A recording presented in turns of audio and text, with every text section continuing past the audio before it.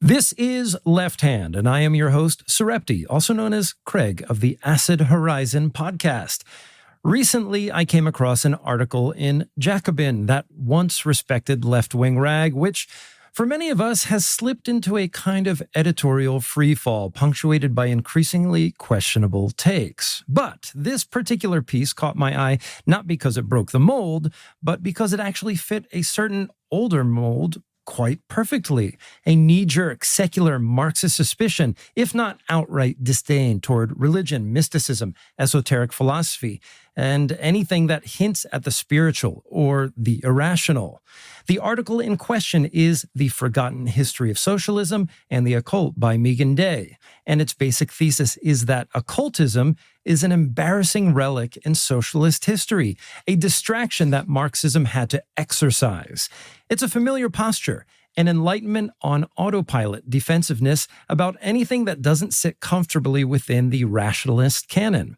After reading it, though, I didn't just see the usual arguments and counter-arguments online. I also encountered a multi-page, or rather, I might say a multi-screen story, screed on Instagram from our friend and comrade Graham Jones, who had quite a lot to say in response, not only about the article, but about the deeper assumptions it represents. So today we're going to dig into all of this, the connection between liberation movements and spiritual experience, the place of mystery, imagination, and the ineffable in political life, a pretty familiar theme on this show, and how ideas that appear religious or mythical, or ideas that firmly assert their spiritual premises might actually be bound up with radical struggles for human freedom in the material world.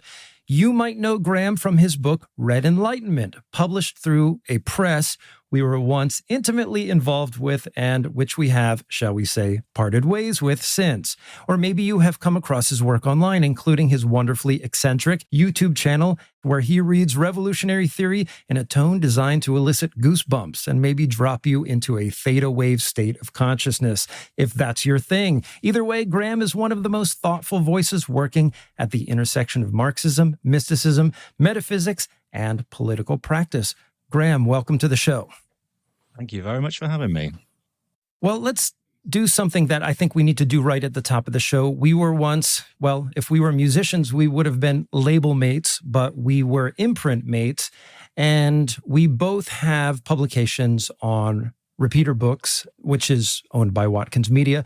And you are involved with a movement called Boycott Watkins.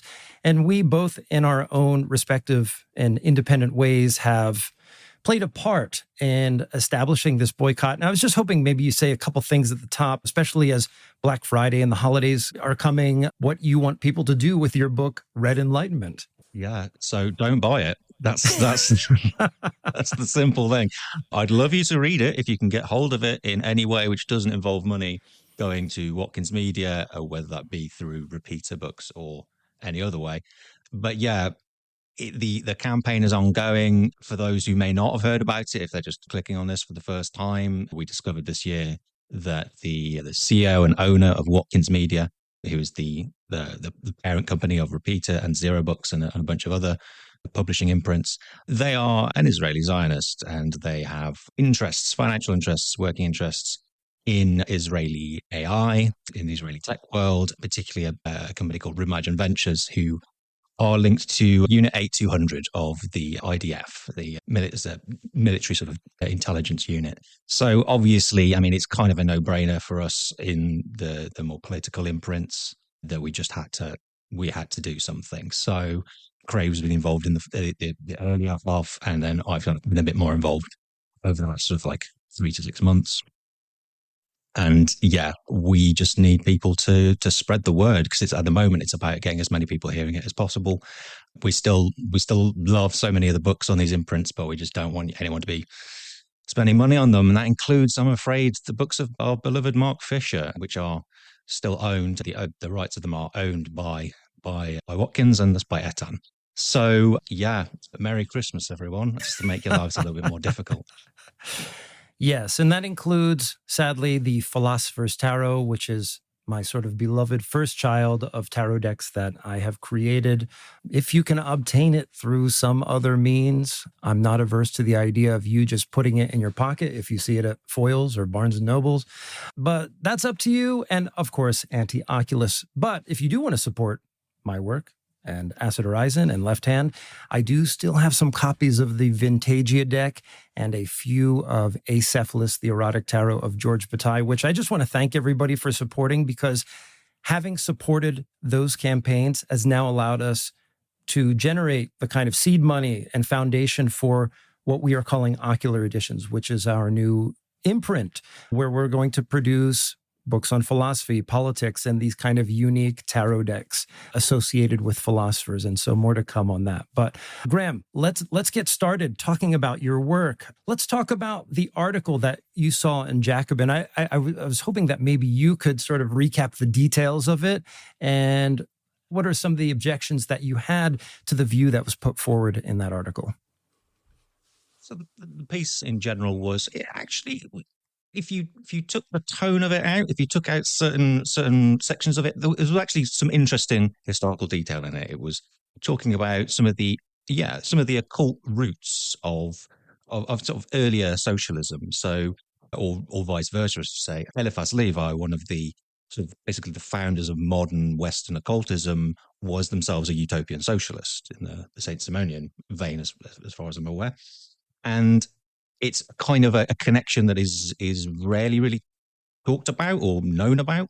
And it's interesting because it actually goes against this whole idea that a lot of people on the left have, that occultism is sort of inherently fascist.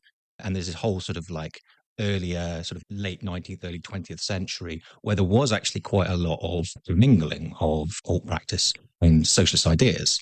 And this article it's quite helpful in putting some of these ideas into the conversation, but unfortunately it's just run through with this kind of very just sort of childishly sort of patronizing, sort of squirming at the idea of there being any kind of like connection between spirituality and the left, and this very hard sort of boundary between the rational and the mystical. And I think that's one thing that really has occupied a lot of my sort of work in the past, and it's going to continue to occupy it as I'm going forward. This idea that, well, first of all, that there is this kind of this thing that we can call rationality that is just completely shorn of any kind of emotional, spiritual kind of content, that it's just sort of this abstract, sort of floating kind of principle that we can actually even exists. It doesn't even exist, let alone be a representation of how the left actually acts or how it should act. And just I find the whole thing really unhelpful, just to put it in simple terms, because for me, a lot of this is not just about sort of philosophical debates or metaphysical debates about what actually exists. Even if you come to this as atheistically as you possibly be, and you're simply interested in building socialism, we have to become better at how we talk about and how we approach spirituality, for purely practical reasons, if nothing else. Because if we need a global movement, if we need a new kind of global consciousness, that's to account for the fact that the vast majority of the people that we're going to be speaking to, that we're going to be organizing with, that we're going to be trying to create coalitions with on a global scale, are religious. And there are many other sort of layers to this, but just that's the one that really lands for me, is that it's just silly to be this kind of like childish and sort of mean, if nothing else. Like, I mean, I think it's wrong in other ways, but even if you're so certain about your particular sort of like scientific kind of very bland secular metaphysics, why would you be horrible to people that you're trying, not even that you're trying, that you should be trying to work with, the people that you should be trying to create something bigger than our enemies? It's just shooting ourselves in the foot. So before we get too deep into the philosophy, I want to say from the ground up, it is actually a practical problem. But that practical problem then segues into sort of broader, more abstract philosophical problems. But the two are always have to, for me, always have to be in conversation. It's a question of praxis and how the theory and the political sort of organizing are informing one another. Let's take a step back into history a bit, because when we think about the end of the 19th century, images that come to mind for me are daguerreotype photography, spiritualism, and what have you. And you're telling us that the utopian socialism of, well, maybe that predated that somewhat, but certainly filtered into that era, took up socialism as an ideology that they felt sat comfortably within their spiritual practices. What did that look like for the people of that time? So I think when we're talking about this kind of period, we're still talking about a time of enormous kind of social change, technological change, scientific change, the breakdown of many certainties. In some ways, obviously, this has never stopped, but I think there's some actual comparison to what we're going through now. We've been going through for the past maybe 10 to 20 years, what feels like a massive acceleration of change.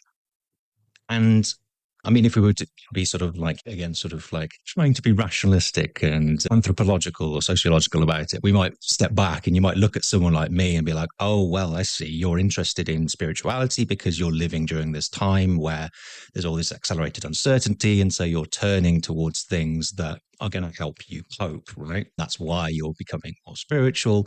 And that's the nice, easy answer. And I'm like, okay, yeah, there is definitely something to that we always have to understand there's some sort of structural factor to it. But then there is also kind of like, again, that kind of has to be brought back into a notion of political praxis. And so when we're talking about, for example, looking back at the 19th century, what might that actually have been bringing to people? Because it's not just sort of an arbitrary connection. It's not just that people happen to be into socialism and happen to be into the occult. For occultists, for leftist occultists, the two went hand in hand. It wasn't a case of just happening to converge. They were actually trying to integrate their understanding of both. Now, I'm not a historian. I don't have a huge amount of knowledge of this. And this is something that I'm actually starting to do more research of now as I'm going into a new project. There's a friend of mine, Lauren Kennedy. She's been doing some research particularly in Britain, on the connection between socialism and occultism, and searching through occult journals, looking for instances of people talking about socialist ideas, revolutionary ideas, and just doing these very large kind of qualitative data analysis and finding that actually the majority of the mentions are positive ones. They're ones where people are actually using the sort of like spiritual worldview sort of as part of how they're discussing politics. It's not this sort of idea that, like I said, people have that there's something inherently fascist about occultism. So obviously, if you search through all these journals, you'll only find denunciations of communism and things like that. There are those there as well, because obviously it was a community with a diverse range of views. There were virulent anti-communists, but there were also people who were, like Eliphas Levi, were socialists, and they may not have been socialist in the sort of the Marxist sense. And this is one of the things that this Jacobin article sort of hangs on. It's, oh, well, they weren't the proper kind of socialist. They were just doing this kind of like spirituality thing, and that worked very nicely with these utopian socialists who didn't really have a materialist understanding of history, let alone of reality itself. And therefore, that shows that we don't need this. And for me, that makes no sense whatsoever. First of all, I mean, if we're going to say the left has been better off without it, then why are we losing? Why is the right winning when the right is, if anything, embracing occultism now? Okay. If we get rid of the idea that is an inherent thing about fascism and the occult, then we have to say, well, okay, there's some sort of contingency here. There's some sort of praxis here. There's a strategic thing about it as well as just one that's purely about desire, although we do have to speak about desire. And it also just ignores this whole conversation, the whole kind of denunciation of religion and spirituality on the left, just ignores the very many ways that they were already imbricated, throughout. Marx and Engels, they were growing up through very religious kind of societies. Marx obviously was quite strident in his critique of religion, but it's been said a million times now. It's almost becoming a cliche that people have been misreading the religion as the opium of masses. It's not just about denouncing religion. It's actually, there's always a sympathy for religion there. It's an opiate in the sense that it's relieving people's pain. So even Marx, this trenchant critique of religion, was not as horrible as most leftists are today. Certainly not as snide as that Jacobin article was. If you don't mind me jumping in on that, part of the whole religion is the opium of the people quote also entails that it is the heart of a heartless world. And it is the soul, my interpolation of it is like, it is the soul of a world that's losing its soul. I think Marx was acutely aware of the impact. I mean, we can reduce it to the spread of capital across the globe, but also just to the oncoming of modernity. The utopian socialists were trying to sidestep it through creating these communes and what have you. We might argue that some Marxism, certainly leftist accelerationists, are trying to outpace modernity in some sense so that they can get to a place perhaps where there is a reclamation of human agency. And if I would dare to assert, finding a place perhaps where we can find the heart in a heartless world, or become ensouled once again, or re-enchant the world, as it were. Yeah, certainly. And I've engaged a little with the notion of accelerationism in my work, but with certain caveats in terms of that it's not purely in the sense of a technological accelerationism. It's not one that is simply about accelerating everything. It's more about a sort of almost like an aesthetic kind of activism to understand us as intervening in systems, and that we can speed and slow things, to look at the systems that we're sort of imbricated in as these kind of like loops that are going at different speeds, that are reproducing at different speeds, and we can break them down, we can strengthen them, we can make them run faster. And that to me is the more interesting accelerationism. Accelerationism as a kind of praxis, as a kind of worldview, rather than as simply like hit the button, accelerate, monetize the eschaton. Like it's so, and once you also take it away from purely technological and sort of think about, well, cybernetics undergirds this whole sort of accelerationist thing, but cybernetics was never really supposed to just be about machines. It wasn't just, these were systems. We can use cybernetics to talk about natural systems. We can talk about the human body and the human mind. And for me, that makes accelerationism much more sort of dynamic, weirdly enough. It probably sounds like it's dynamic already, but I actually think it's often applied in this very kind of rigid, sort of quite limited way, but rather thinking of all of the different levels, the different interconnections of different bodies on all these different scales, how we can intervene in them. Looking at yourself in this almost like weirdly sort of rationalistic way, looking at yourself as a system and thinking, how can I intervene in myself to cancel out the things that are harmful to me, the internal things that are harmful to me? How can I accelerate the processes that are enabling me to do action? Replacing this kind of notion of self-care with one of sort of self-intervention. It's like, how do I intervene in myself to basically improve this system so that it can do more, rather than this kind of like quite individualistic idea of just caring for yourself, which can be used in a revolutionary way, but often usually isn't. It usually sort of is sort of taking us away from the action. But for me, I mean, I'm definitely not the first person to say this, is basically translating Audre Lorde. It's you kind of have to do sort of some kind of self-intervention to make yourself into a revolutionary sort of, into an actor. And for me, the spirituality aspect of this comes into this when we acknowledge that spirituality, when it's done right, and I'm not talking here about putting aside institutional problems in religious institutions of abuse and sort of control, and that is obviously something we need to remain very critical of where it is occurring. But spirituality itself can be incredibly powerful for grounding us, for giving us sort of resilience, for giving us a sense of hope, for giving us a sense of just of strength. And that can really feed into your ability to actually take action. And I've not just the ability to take action, but also there's a potential sort of consciousness raising aspect. There's in the same way that you can have these sort of like spiritual experiences that are these sudden blowing apart of your understanding of the world, and suddenly everything feels different and it changes your course. There's a very kind of close correspondence with political subjectivity change. It can happen quite suddenly, where suddenly people in your workplace are organizing and you've never seen this happen before, and it's completely changed your understanding of the world. And I really think those are two processes that are actually very similar on a personal level, maybe not on a metaphysical level, in terms of how you understand the constitution of reality, but certainly in how the human being is connected through praxis to the rest of reality.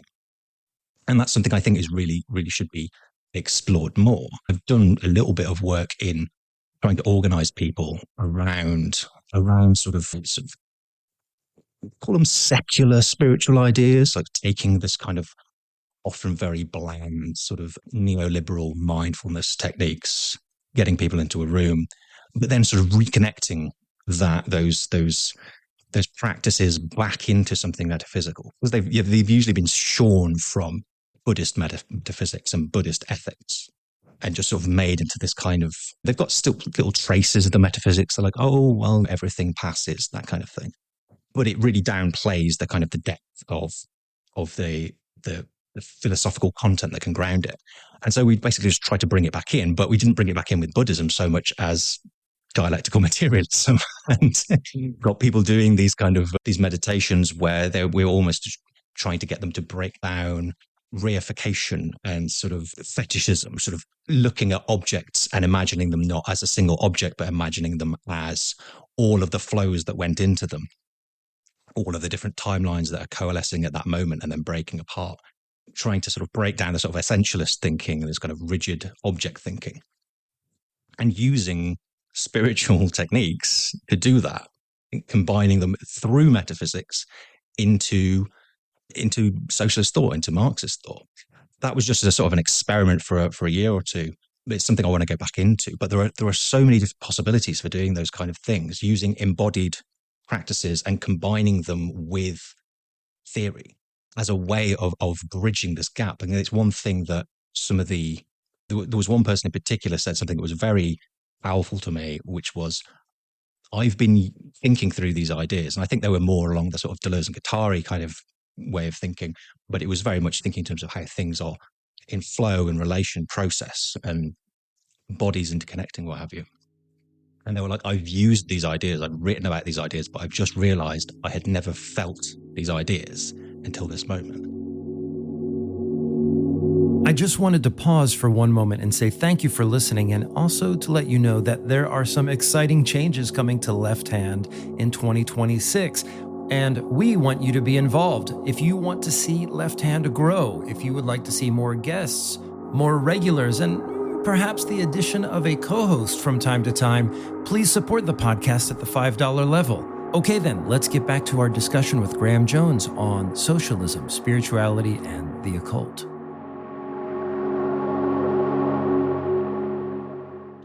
And another person, and this is actually going to be a very proud moment for me for a long time. I saw a friend recently at the World Transformed Festival, and he told me something that I didn't realize. We first become friends because he'd come along to one of these public meetings.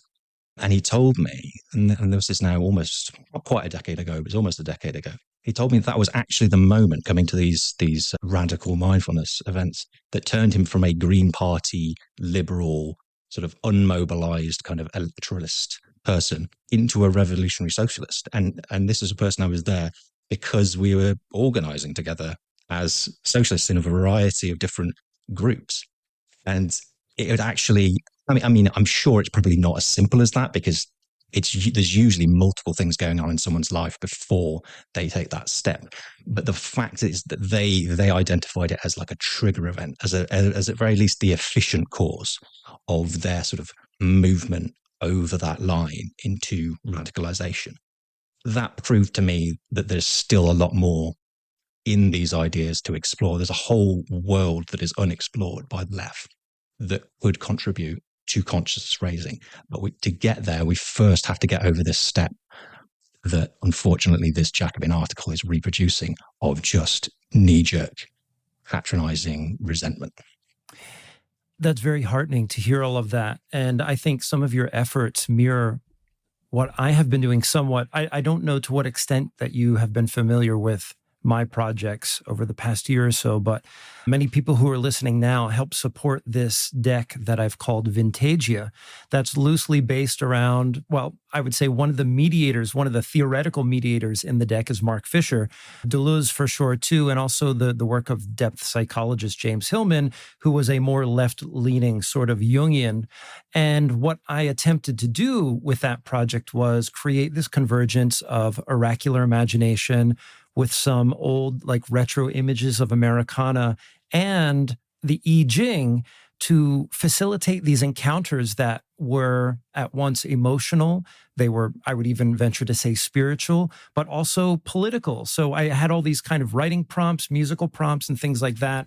And I worked with friends locally to create this, what was originally going to be an artist residency, but really culminated in the performance of a small orchestral ensemble.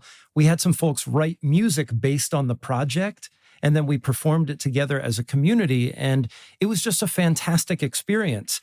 And it didn't come with the sort of unspoken mandate that, like, well, this needs to fit into some sort of ideological fold in order for this to be valid in some ways. But there was the exploration of a kind of collective emotional texture that I think has been missing in some left organizing spaces. And when we think about, for example, the antidote or the counterpart to folks like Jordan Peterson, who've lifted up the very important question of how do we find meaning in this world where we're basically subject to a centuries-long mudslide where modernity is just sweeping away, capitalism is just sweeping away the foundations of meaning, which in some sense is good insofar as it sometimes exposes the clay feet of meaning, but it can also expose that generative capacity that, you know, certain spiritual practices have.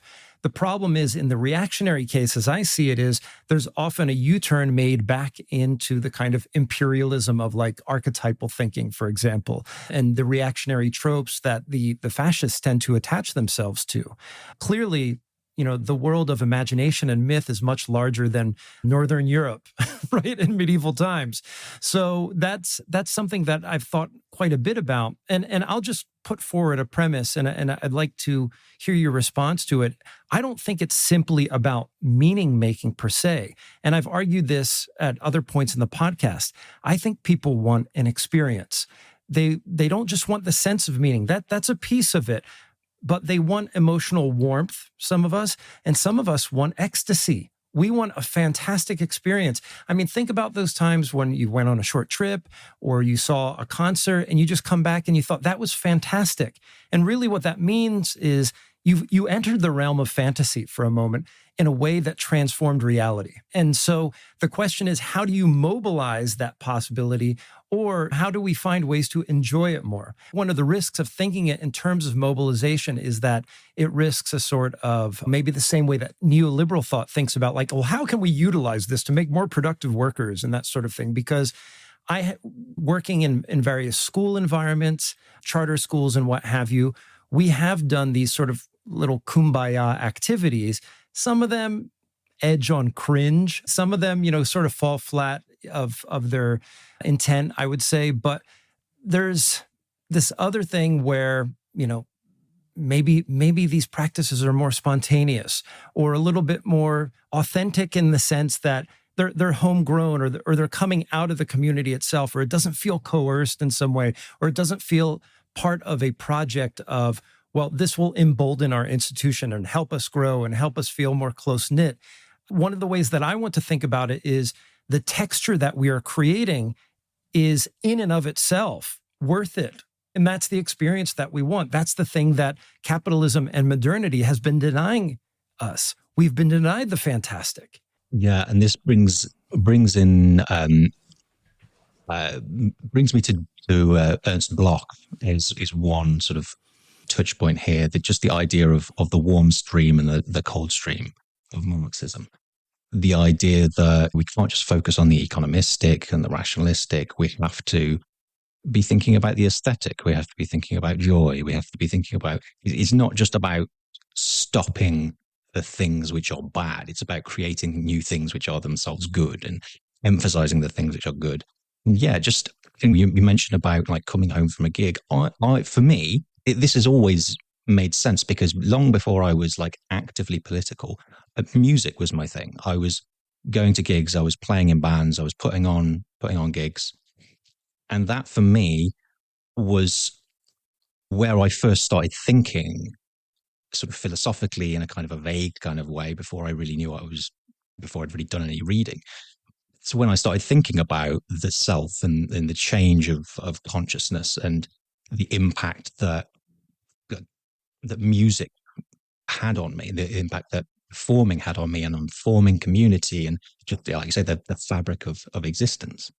And so then later going into politics, it's almost quite is strangely alienating for this to then be sort of seen as, oh, well, no, that's just what the kids who play in punk bands are doing. We don't think about that here. We might have, I don't know, we might have like put some music on in the background while Jeremy Corbyn is walking up to the stage or whatever. Like, it's just like, oh, I mean, to be fair, maybe Corbyn's the wrong one because they that sort of side of the movement did actually start thinking more about how do we incorporate like music for music's sake as well, rather than just, I guess it's more of a new Labour thing, isn't it? Like, things will always get better. Like, it's not just the background music to your political victory. It is part of the actual fabric of life that we're trying to build, and we want to build it without getting too anarchist about it. That's part of the world we should be building, which should be the shell of the old, where we create that in rather than waiting until after the revolution to start writing our symphonies or whatever. And yeah, Bloch for me is one that I'm going to be spending quite a bit of time going sort of deeper into, because I think here there's a sort of an articulator that we need to sort of go deeper in on the left. When we sort of briefly talked about like, or why in the 19th century was this connection, the thought, I don't think I actually finished the thought before I got distracted myself. When you have that sort of that historical openness, one of the things in sort of Bloch's metaphysics is he's trying to understand reality as itself as in process. Reality itself as unfinished. It's not this kind of, like you say, this sort of categorical thinking that sort of tries to freeze everything down to something permanent. We can still talk about certain things that perhaps are internal in a certain way, but the actual fabric of reality is ongoing. It's constantly breaking down and being created anew. And in that, there is the seed always of possibility. When something is unfinished, it means it's going to change, and it can change, and it can change in all sorts of ways that we maybe don't even expect. That for Bloch is like the grounding of utopian thought in a materialist utopian thought. And this is why someone like Bloch actually is part of what gets us past this binary between, oh, well, the utopian socialists, they were the ones doing the silly materialist, the silly spiritual thing, but then your Marxist materialists, they didn't have spirituality, so they're the sensible ones we need to follow. It's like, well, no, we can actually find an articulator. We can ground sort of utopian thought in a kind of materialism. Now, of course, what we mean by materialism, that itself opens a whole can of worms, but at least materialism in the sense that it is usually meant by Marxists, in a historical materialist sense, in that history is fashioned through the actions of people and of classes, people in organization. There is nothing inherently contradictory to that. To be honest, to most spiritual metaphysics, even ones that I don't hold to. Something I'm adamant about is that we don't actually need a reductive sort of atomistic idea of materialism or a metaphysical sort of scientific materialism. We don't need that. That's not essential. Only the historical materialism is essential to socialist thought. The idea that what we actually do is what is creating and changing reality, and the structures of the world as they have been created historically is what is our world. And it's through relations of production, but also our relations as organizers, as class. Those are the things that are in conflict, that are creating history. That's essential. But that's got nothing to do with what people think they mean by matter when you ask them to define, well, what's matter? They think, well, it's something to do with atoms, isn't it? What's that got to do with that? Those are two completely different understandings of matter. And I think people don't seem to understand the polysemy of the word matter. It points to so many different things. But someone like Bloch, I mean, he did consider himself a materialist, but his understanding of matter was not that kind of reductive, atomistic understanding of matter. Like I said, it's one that is full of potentia. It's one where the potential is just as real as the actual. And once you've got that, then you've got a metaphysical grounding for your utopian thought, which is how I think we have to start bridging that gap.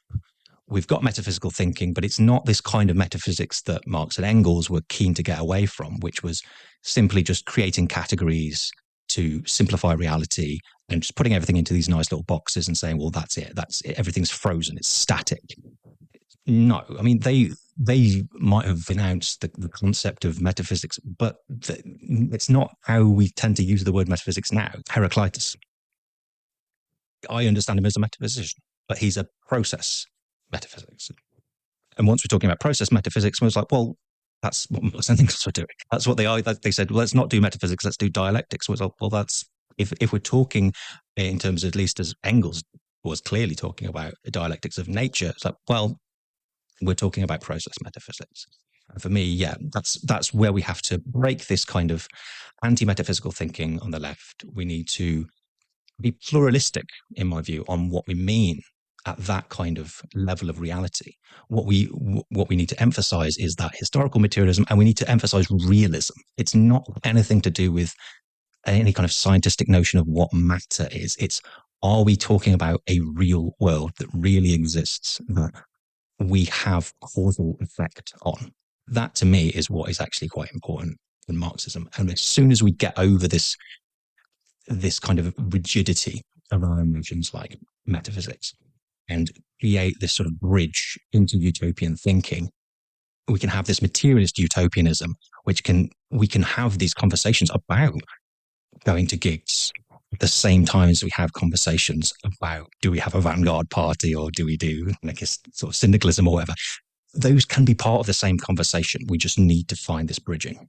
I think one of the challenges that I've had with a certain strain of Marxism or a certain line of Marxist thought over time is in its abandonment of the spiritual, the divine, and its assertion of a secular ideology.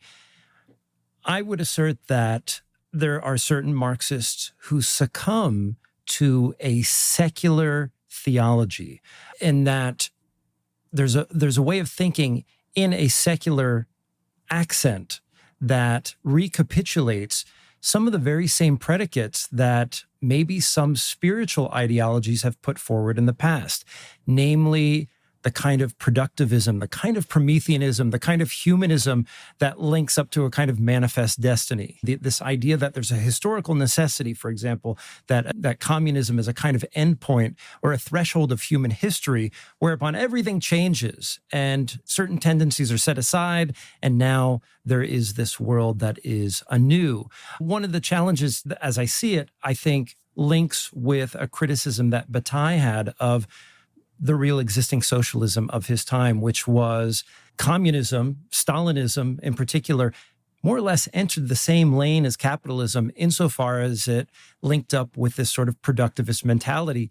Bataille's argument was, in its utter rationality and in its pursuit of rationality, that's where it was most detrimental. That's where it abandoned the communist project or the Marxist idea of abolishing the present state of things, because part of that abolition involves dissolving some of the ideas that undergird our own self-subjection to systems of work and labor and so forth. And looking, for example, at the left-leaning depth psychological work of James Hillman, for example, I see him as being very useful in sort of illuminating that aspect of modern thought. We are so cloven to this idea of producing ourselves, engaging in a process, producing our reality, that sometimes we fail to see the imaginative depth of our world. We fail to encounter other entities that exist within our reality. And as a result, we create a kind of global ecology that doesn't allow certain differences to arise. I'm curious what you think about that criticism against the kind of Marxism or the kind of socialist idea that you hold. So on the idea of productivism, the way that I would approach that is actually probably the opposite that you might think. Rather than saying, oh, well, we have to get rid of productivist thought, I actually think we should lean into productivism, but productivism of a very different sort. I like to understand the production of reality itself as production. So we don't start from the point of production in terms of you're hammering a thing or you're working on an assembly line. Starting on like, what is the present? How is the present constituted through the bringing together of all of the information of the past with all the potentials of the future collapsing into a single moment? I'm a big fan of Alfred North Whitehead and that sort of like that kind of process metaphysics. But I think you can get similar readings out of Deleuze. How do we understand the ongoing process of reality? And if we think of it as the production of reality, then when we return to thinking about production, then we actually are thinking about material production in terms of the production of commodities or whatever. We're thinking about that in a different light. We're no longer thinking of it in such a kind of a linear, rigid kind of way. We're seeing it as one instance of this much broader phenomenon of the production of reality, one in which we are directly, as human beings, directly involved in. For me, that would get rid of this entire problem, because we're then no longer we're no longer basing our reality on production as in terms of capitalist production. We're zooming out and then seeing capitalist production as this one instance of a much wider, more abstract thing called production. And in that, we can actually then, we're attuned to actually critiquing, well, what is it about capitalist production? Why is this alienating? Not that Marxists have a problem with that kind of conversation, but in terms of like consciousness raising, in terms of one's immediate sort of consciousness of the things that they're engaging in their lives. If you are understanding the production of everything as the background, or what is different about what I'm doing in this situation? Well, for example, I'm being told by someone else to do this thing. That's one reason. That's one thing. I'm producing this thing, and it's not for my reproduction or the reproduction of everyone around me. It's going into a commodity, which is going to market. This is very different to the production that I'm doing when I'm at home and I'm cooking a meal. But there's still productive activity there. But I can see that the products of my labor, the products of my work, maybe I should say, when I'm at home, this social reproductive labor, I can watch the flows of that labor going into my body, into the bodies of the people that I'm living with. I can see it reproducing them. I can see our conversations around the table, how we're interacting and how all of these things are connected, and how different that is to the kind of production that we're forced to do at work, whether we're sitting on an assembly line or whether we're at a computer or whatever we're doing. The level of control of the delimitation of it, the simplicity often, the way that the flows out of our work just are completely leaving any kind of cycle of reproduction that we're involved in. It's fundamentally quite different. Well, maybe not fundamentally, but it's different in character. We can look at it, analyze it as being fundamentally different in character to our daily production that we would be otherwise doing. Even like the production of sitting at a piano and playing a piece of music, you can still understand this as production. So for me, just to sort of like summarize, it's like flipping it round. Rather than getting rid of productivist thinking, it's actually inverting productivist thinking is the way that I personally like to approach this. And on a slightly different point, but sticking with the same sort of problematic, this is one reason why I think the notion of mysticism is actually quite important. Now, of course, the terms like mysticism, spirituality, esotericism, you could have arguments till the cows come home about how to define them. But for me, the way that I'm using these terms is spirituality has a sort of an internal and an external kind of element. It's both the kind of the internal felt kind of relation to the absolute, or however we're thinking of it. It's the interrelation between an understanding of the unseen world, and it's guiding our behavior, but it's also making us feel something, varying intensities. And a spiritual experience is when it gets the most intense sort of interconnection of all these ideas, and it's overflowing. But that's very much sort of the internal side. But we also have the external side. When people are involved in religion, organized religion, it's often more the things like how they dress, how they go about their lives, the communities they're involved in. That kind of stuff is usually more important to them than the beliefs in themselves and like how they understand what God is. And that's a mistake that atheists always make. They try and refute religion by saying, oh, your idea of God is incoherent. And most people are like, well, that's not what I'm thinking about most of the time. That's not religion. So there's that kind of external and internal, you might think of it, exoteric and esoteric aspect of spirituality. So for me, the mysticism is the focus on the internal, on the sort of the esoteric side, and the attempt to use the sort of that internal intensity, the feeling, to break down the barrier between the self and the whole, however thinking of it, God, the absolute, so on.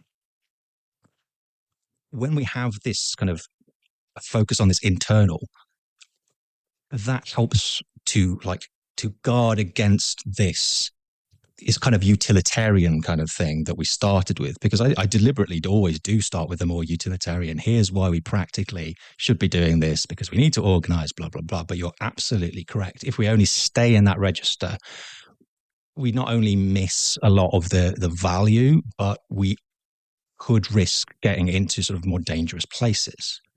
The relationship between the internal and the external is incredibly important. The value of these ways of thinking for changing, like you said, the fabric of life and of consciousness, and just elevating our experience of reality. That is as important as the notion of, oh, well, this will help us to get so-and-so number of people on the street or into an organization. But those two themselves have to be in conversation with one another. And I think if we balance too far in one way or the other, then we get to problems. If we only do the sort of mystical, esoteric kind of stuff, and we focus on small groups, building consciousness, that's important. But then it could just end up being one of these tiny little escapes from capitalism that never really scales up to anything.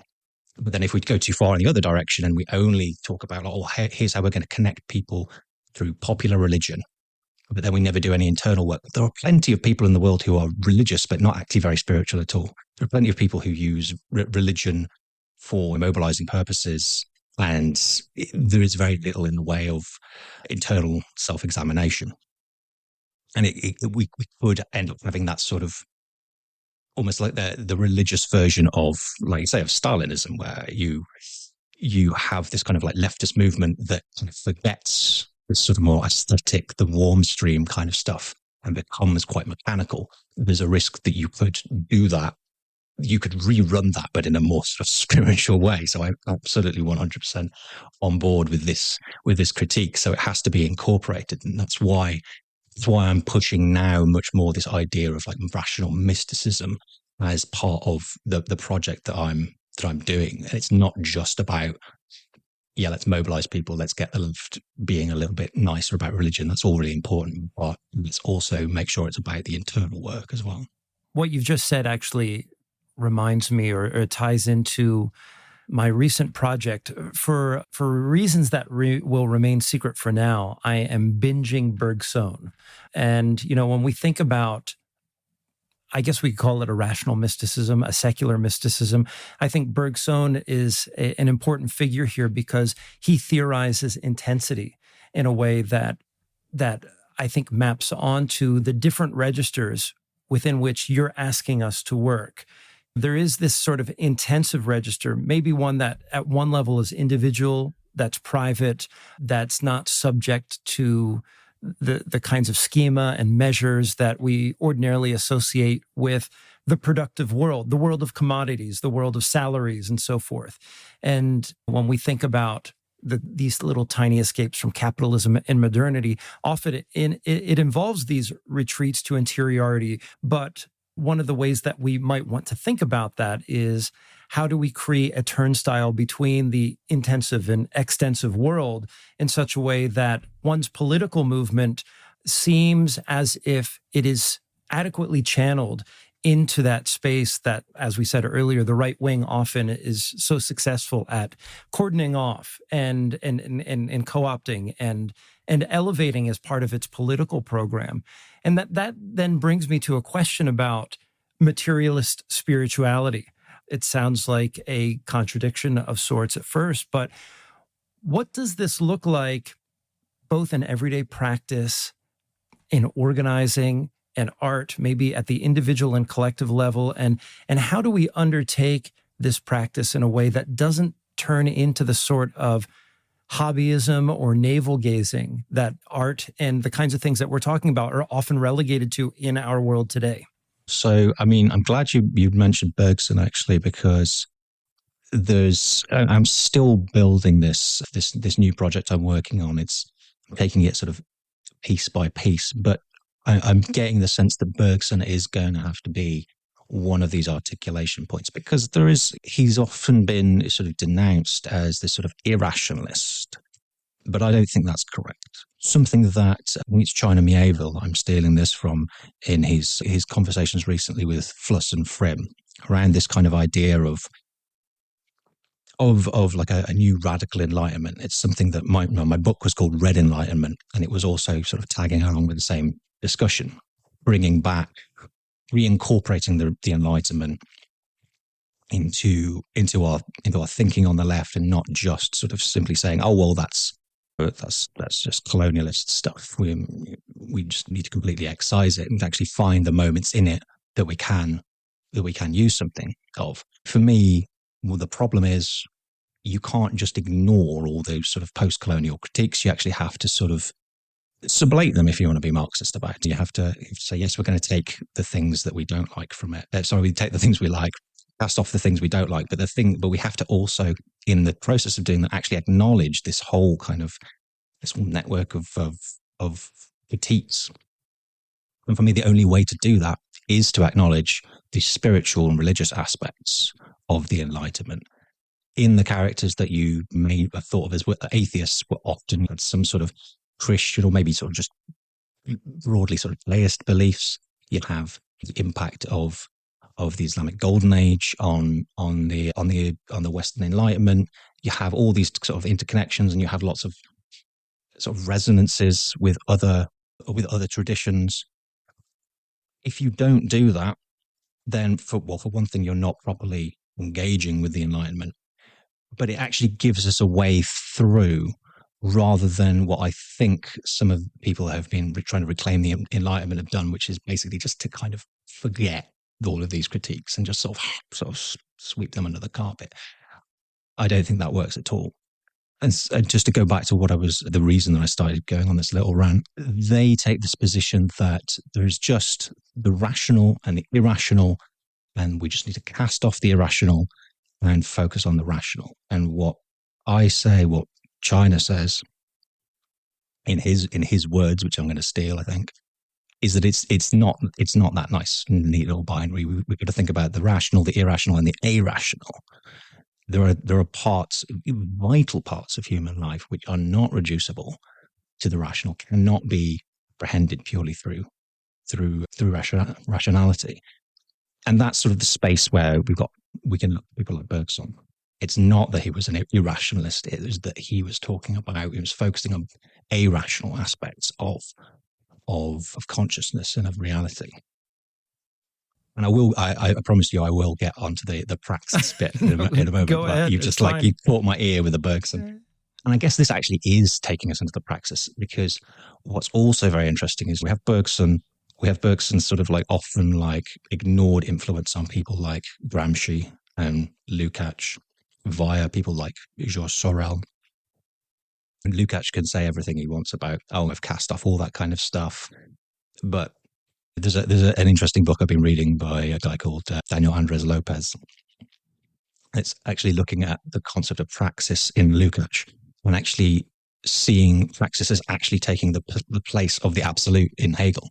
And that there is actually this kind of like you said, there's a theological kind of structure underneath a lot of his thought. And that happens quite often. There's this sort of constant battle, I think, in a lot of Marxist thinking. On the one hand, trying to cast off entirely this sort of religious history and yet still being drawn into certain modes of thought, which is necessarily a bad thing, from my perspective. Yeah, and I want to qualify that too. I don't think theology is out and out bad. I mean, maybe I don't agree with the base predicates, but I think if you're committed to certain premises is about the nature of the cosmos, the nature of reality, you're bound to be ensconced in some kind of theology at some point, right? And exercises of apologia and what have you. But anyway, I cut you off. Exactly, yeah. So, yeah, because like I said, usually when you have that sort of there's a theological undergirding, the usual Marxist response is no, it's not. Marxism isn't an eschatology because that's all bad. And I'm like, well, no, it is because it's good. We just have to figure out how to do it a better way.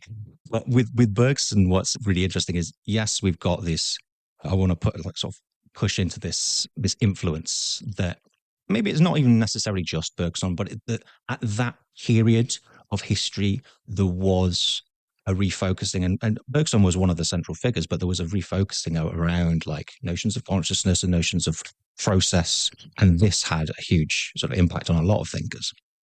And so we can connect that into Marxism, we connect it through Lukács and Gramsci and people like this. But also, this actually allows us to connect into Islamic thought and Islamic political action as well, because you have figures like Allama Iqbal, who was a reformist in Pakistan. He was also a poet and a philosopher, and he drew on Bergson, Nietzsche, but also Islamic philosophers like Mullah Sadra. And there's that sort of connection with someone like Mullah Sadra. We are again sort of talking about kind of process metaphysics. For Sadra, you had this sort of the ongoing sort of process of being, and being as gradational as in terms of grades of intensity. There's the unity of reality, but it's constantly being produced, and it has these kind of differential intensities, and that's beautifully Deleuzian. Again, it's like you can connect that into Bergson, Deleuze. You can connect it into all sorts of things. And part of what I've been trying to, I did only a tiny bit in my first book, but I'm now moving much more into this, is to find these little touch points and go, let's not just look at Spinoza. Spinoza is great. I love Spinoza. But we can find other little kind of examples. And Mullah Sadra is just a little bit more into the side of of a mystic, because I think a lot of people would. In fact, I was having a conversation with Kenny that you've had on your podcast about Spinoza recently. He was adamant. He was adamant Spinoza is not a mystic. I was like, fine, I won't go there. But there are people that have, Mullah Sadra's metaphysics are actually in some ways quite comparable. If anything, there might be a little bit more emphasis on process in Sadra, but he is very much, his kind of sense of his idea of intuition as a mode of knowledge is more explicitly kind of spiritual than it is for Spinoza. But then you've got Iqbal, only a reformist, but then you've got people after that like Ali Shariati, who was a revolutionary in the Iranian Revolution, and he was drawing on Iqbal, he was drawing on Mullah Sadra.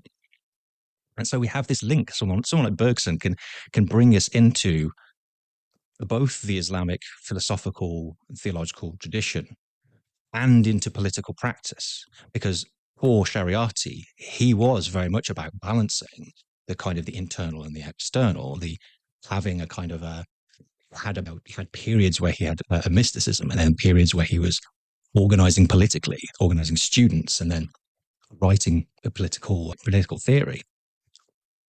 And in some ways, I mean, the only time you ever really hear about Sereptie is him as a critic of Marxism. There's a collection that came out, Marxism and Other Western Fallacies. As far as I'm aware, that's not actually a title he ever gave to it, and it feels almost as though it's been put together to try and give him the reputation of being an anti-Marxist. But he actually drew a lot from Marxism. The thing that discouraged him from identifying as a Marxist is actually the cold stream stuff. He was like, it doesn't take into account, the fabric of life. It doesn't take into account, well, specifically for him, spirituality, but also art, love, all this kind of stuff. And that's what stopped him from being a Marxist. I don't know if he was aware of people like Ernst Bloch or Lunacharsky, people who tried to redress this balance, because I think there could have been some way into him being a Marxist without actually really changing any of his beliefs, because he still relied on what is basically a historical materialism derived from Marx, but then kind of combines it with this sort of this mysticism. And you have in that kind of, like I said, using it as a way of consciousness raising and making yourself able to do this kind of action. That for me is where there's a really important implication that we need to explore. So I guess we're getting onto the question of how do we even do that? What does it even look like? I think one of the answers to that is I actually don't know. And that's the point. It's about experimentation, because there is this whole unexplored world of potential in the connection of practices and sort of systems of thought. And we need people to be trying to do it. That's what I was trying to do with this practical mindfulness group. That's what you're trying to do with the tarot and bringing that together with theory. And I think it's part of it is doing that, but also it doesn't have to be within a necessarily kind of what we might sort of identify as a spiritual realm. For me, if people don't want to use the word spiritual, I do not care. I really do not care whatsoever. If they don't want to get involved in those kind of discourses, as long as they're discoursing in a productive way with spiritual people, they don't need to think of what they're doing as spiritual. But using practices, embodied practices, it could be putting on gigs, it could be sport, it could be anything that has this kind of you're really using your body, it's really elevated, it's some way communal, but then you're actually still connecting it into a way of refashioning the self and refashioning the mind.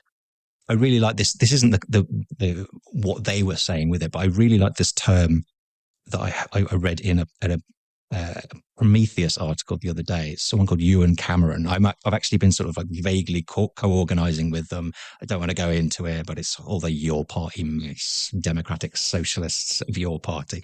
But they're a comrade anyway, and they just posted up this article that they just written for Prometheus, and they referred to it as socialist alchemy. It's thinking in terms of not just in a bland sense, in terms of education, which has this kind of quite rationalistic kind of thing about it, but actually thinking in terms of it as the refashioning of subjectivities as a kind of as alchemy as transformation. And I just thought that was an absolutely beautiful image. It's just this single term that they hinged the whole article on, and I think it works beautifully. I have to stop you there. I have to stop you there because I had a contract with Repeater for a short time for a book called Red Alchemy, where I was going to do the very same. Yeah, but basically I was going to take the categories and the material states that we see in alchemy, the nigredo, the albedo, the putreficatio, and all of that, and talk about the radicalization and transformation of an individual in those terms. I thought it would be a fun book and incorporate some of my faves, but now that I'm not doing the book, the contract's gone, I outsourced that. If you want to write that book, dear listener, be my guest. I am plenty busy. Anyway, sorry to cut you off again. No, maybe we can do like a collaborative article on my new Substack, which is Oh, coming. there we go. The red alchemy that um, never was. Yeah. yeah, exactly. No, that sounds exactly like perfect. Like that's, of course, that in itself is like, then how do we actually tie that into like things you're actually doing? Yeah, it is unfortunately at this stage, it is a mindset change. It is a worldview change. It's understanding the world not just as this thing out there, but as a thing that we are co-creating, and that when we change what we do in the world, we are changing the production. We're producing different things with other people. It's an act of production to bring 5 people into a room, even just for a reading group. That's, you're producing reality through that.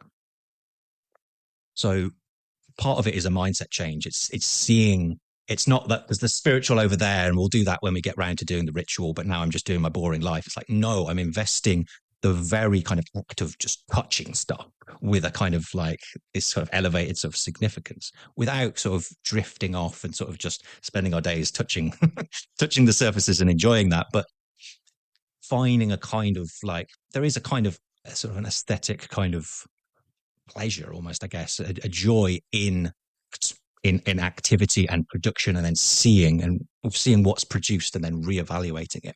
But then we do have to have specific practices as well, I think, to cultivate that. And I think this is one of the places where it's kind of awkward, because stuff like the radical mindfulness group, that is kind of cringe, and I totally accept it. And like I put out a really cringe article that kind of got absorbed into my book years ago about football and like playing football, but like imagining it in a sort of a dialectical way and thinking it in terms of like the flows and the interrelations and like chaos, and like it's really cringe, but I really actually think it does, if you can get over the cringe, it really does refashion.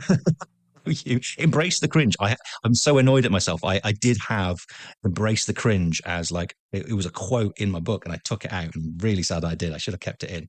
The cringe is generative, I think, was the and yeah, so if you can get over that and then use those practices to help cultivate it, one of the things I think people are missing when they think about things like mindfulness groups or whatever, is the point isn't to just chill out in the group. It's to refashion your mind so that when you leave, you are then seeing the world differently in an ongoing way. It's about changing your subjectivity, the fabric of your consciousness in a longer term way. If we allow it to just become a therapy group, yeah, I can see why people are skeptical of that. I mean, it's good in itself. I do think we need more leftist therapy groups. The mental health under capitalism was one I was involved in for a little while, and that was really useful. This brings me back to the point that I was trying to make earlier about cultivating like an authentic emotional texture. When we think about the word aesthetic, it's connected to the Greek term aesthesis, which means to breathe in, to gasp. Like, so when you see a beautiful sunset, it should be breathtaking in some ways. And there's a way in which some of the community activities and the way that, like we said, radical mindfulness might be orchestrated at some sort of communal level, it can feel stodgy. So the question is, how do you navigate the divide between these are practices that we want to undertake, we want to formalize them at least minimally, just to the extent that we want to create the possibility, kind of open a space, create an intervention for the possibility of their experience. But then at the same time, not have them be so formalized as to recapitulate the sort of administrative mindset that a lot of us are trying to escape from, right? That define our jobs and our career roles, our family roles, and what have you. I mean, that's what I want anyway. I want a break from that. Yeah, exactly. And like on the notion of aesthetics, that's a really beautiful etymological connection, by the way, because I also talk about spirit. Our various words for spirit are also linked to the breath. And so yes, you can think of spirituality just in terms of life, the breath of life. But for me, aesthetics, and I think maybe it's very important to clarify this because people get the wrong idea. When I say aesthetics, I'm not thinking it in terms of this way that Western philosophy, probably from Kant onwards, it sort of saw it as just art criticism of like looking at a painting and here is how we understand why it's beautiful or whatever. For me, aesthetics is just to do with sensation. It's about our embodied kind of being in the world and sort of just the feeling of perception and what is it to perceive? Not what is a beautiful work of art, but what is beauty? What is the sublime? Those questions are much more for me about experience in general rather than some sort of limited idea of, well, this is the creation of art. And so when I'm talking about aesthetics, it's almost in a more sort of a biosemiotic kind of way. It's like it's thinking about the relationship of a body to its environment. So meaning is made in that sense. So I guess we do kind of come back to this notion of we've lost, there's no meaning making. It's well, maybe one aspect of this creating new meaning is understanding how meaning is made at its base, has it endogenously created within the body in its relationship to other bodies. So for me, that's always undergirding what I'm talking about aesthetics. So you could have the whole kind of, Walter Benjamin's sort of aestheticization of politics, kind of, that's a danger, that's fascism. For me, no, that's a danger of fascism if you approach politics or approach the world in an aesthetic sense while maintaining that rigid notion of aesthetics. I'm just viewing it as a beautiful thing. I'm just sitting here crossing my arms and going, yeah, great.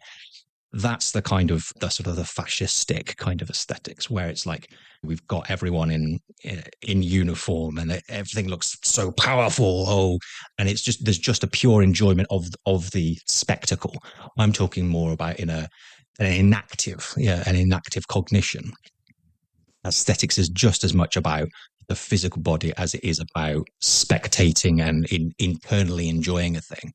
It's more about our interactions. I see the fascistic problem or risk involving reification of various aesthetic attributes or valorization of motifs and what have you, where the aesthetics that I'm talking about, just at the very simple level of aesthesis, to have one's breath taken away almost implies an inherent vulnerability in the aesthetic experience to the extent that it's going to rupture any sort of firm categories or notions of beauty that we have.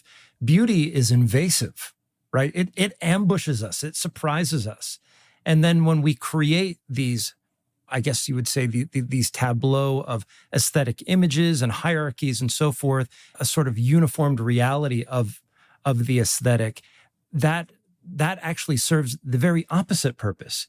It keeps the possibility of that rupture at bay. Yeah, and rupture, I think, is a really interesting one to connect us from sort of like these conversations of consciousness and maybe spirituality back into politics as well, because the notion of rupture in a political sense is there's almost like a uniplanar, is that a word? A single plane of reality when we're talking about historical movements. For me, I'm always trying to think in sort of multiple levels at the same time. And for me, whether we're talking about a rupture or an event, this is something that happens on all sorts of scales. You have ruptures even on the sort of the molecular level. You have ruptures on your global world historical level. And it's one of the questions is, how do you connect those? And that for me is key actually to what we might think of as revolution. I know it's actually quite a vague term, but there is a sort of a multi-scale interconnection of the ruptures. And in that, you need to have this sort of consideration for the individual, but just not the individual on its own, but its individual and how it's interconnected up until we get to that larger scale. And so with beauty and the sublime experience, this is another way that we can think of these concepts outside of a specifically spiritual kind of language. The sublime and that sort of feeling of if something's taking your breath away, it's almost indicative of fear at the same time as this enjoyment and this. That's kind of how I understand awe. It's the balance between the sort of like sense of being very small, whether physically or in some way, metaphorically, spiritually, being small in comparison to the enormity of something else, the enormity of a scene, the enormity of devastation or the enormity of beauty or the enormity of potential, the enormity of the unknown. And in that, there is a risk in awe, because if we want to connect that into a utopian, going back to the sort of like block, sort of like almost ontologized kind of utopianism, where you're saying the possibilities of things are actually imminent in the present, literally at the level of reality itself. The scale of what can be done goes far beyond what the human mind could possibly even begin to comprehend. And you could have sublime experiences simply just by honing your mind in on the present moment and trying to make yourself as bodily aware as possible of all of the potentials of everything around you and how much everything could change and how much of an effect you could have on the world, or how much the world could develop. And it could actually be quite sort of, it could freeze you. You could be so overwhelmed that you are not able to access action, because fear is not the most motivating on its own. However, and this actually brings us into a kind of a praxis conversation, because there's been this conversation about, well, people tend to say, well, we've got to get away from fear mongering, because fear mongering is demobilizing. People just get scared. There's nothing they can do. And then there's other people that are saying, well, no, well, people have to know there's something to be scared of. And for me, the people that, it is going to be unpopular. It's always unpopular when I bring it up, but I always preface it. People hate Extinction Rebellion on the left for some very, very good reasons. But this is one thing they did quite well, is in the way that they brought people into their organization, they would always start by scaring them. They would have these kind of like these talks where they would get people in and sort of explore the reasons they were doing things and what their organization was and what you could do. And you start by scaring the shit out of people. You start by making it looking as apocalyptic as possible.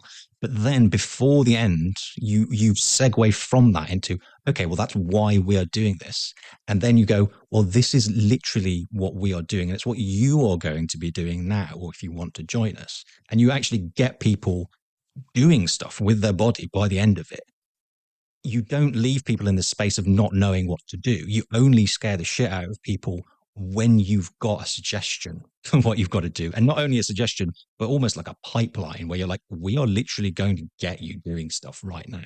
And that is part of what works so well, is that it managed to sort of make use of that kind of, that almost that awe at the enormity of apocalypse.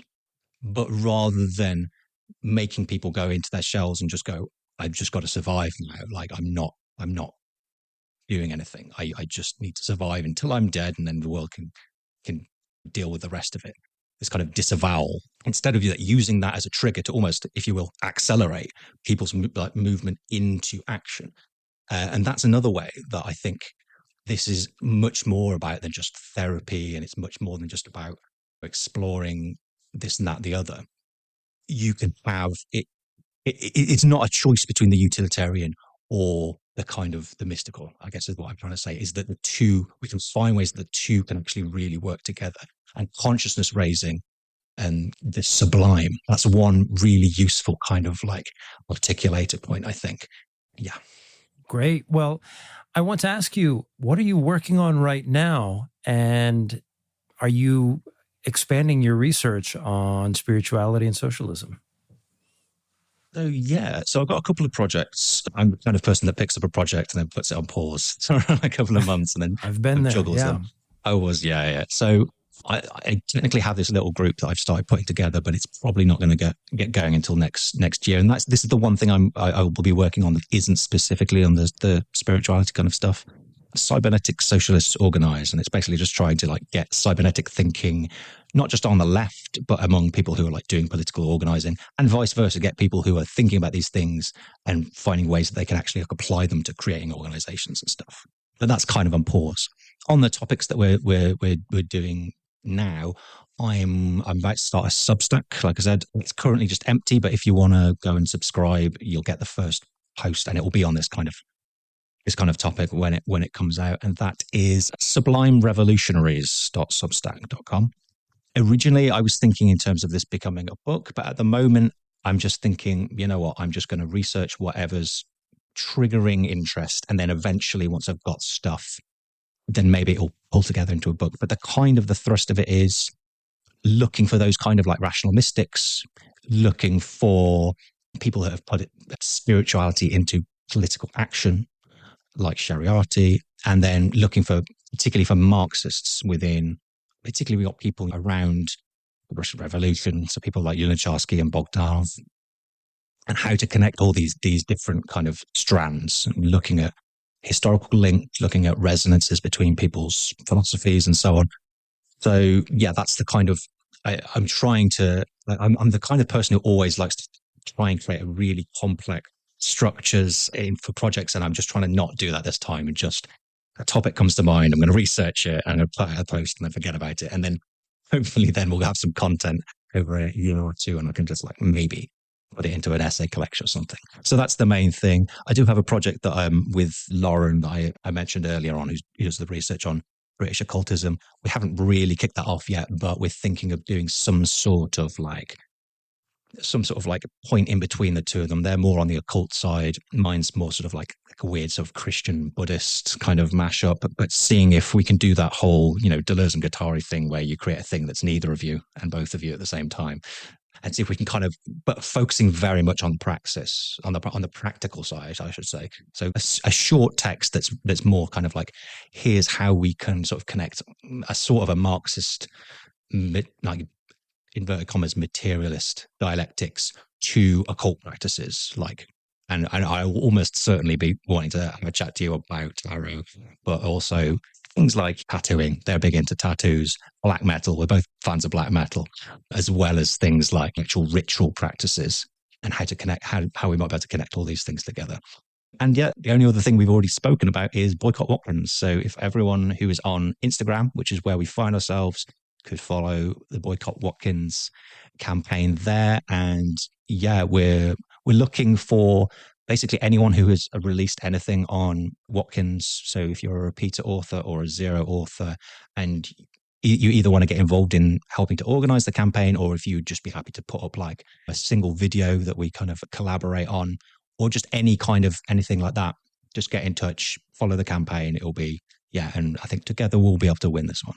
Yeah, that's great. And I had a Substack for like the 2 or 3 years, and followers of the podcast followed it, and maybe posts that I did got 400, 500 views. But when I did the post about what was happening at Repeater, that thing has like 11,000 views. And from there, the popularity of my Substack grew. So what I'll do is I'll try to make a post about this particular essay and then link it to your Substack, and hopefully you can enjoy the overflow of Substack readers that have enjoyed the very few posts that I've put since then. But Graham, it was great to have you on the show, and we'll probably have you back at some point. Thank you so much for having me on. It's always a pleasure chatting to you, and this was great. Thank you very much.